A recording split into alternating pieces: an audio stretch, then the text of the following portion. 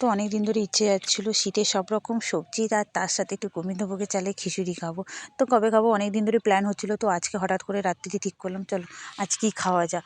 আর এদিকে সব কাটাকুটি মোটামুটি সব কমপ্লিট করেই ফেলেছিলাম আমি আর আমার যা মিলে। আর তারপরে ভালো করে সবজিগুলোকে নিয়ে এসেছি, ভালো করে ধুচ্ছিলাম।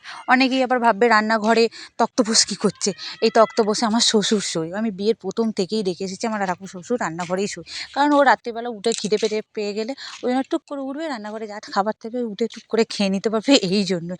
হয়তো আমাদের আরও অনেক রুম আছে কিন্তু আমার শ্বশুর শোয় না, ওর রান্নাঘরটাকেই পছন্দ। ওকে অনেকবার বারণ করেছে, না ও রান্নাঘর থেকে বেরোবে না, ওর খেতে সুবিধা যে হয়।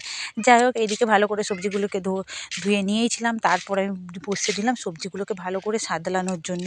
এইদিকে সবজিগুলোকে ভালো করে সাদলে নিচ্ছি, আর তার সাথে ওইদিকে আমি বসিয়ে দিয়েছিলাম কাঠে চালটাকে আর ডালটাকে। এই ফার্স্ট টাইম আমি গোবিন্দভোগের খিচুড়ি করছি, জানি না কেমন হবে। যাই হোক, এদিকে চাল আর ডাল দিয়ে দিলাম, আর তার সাথে আমার যা ওইদিকে করছে বেগুন ভাজা আর তার সাথে আলু ভাজা।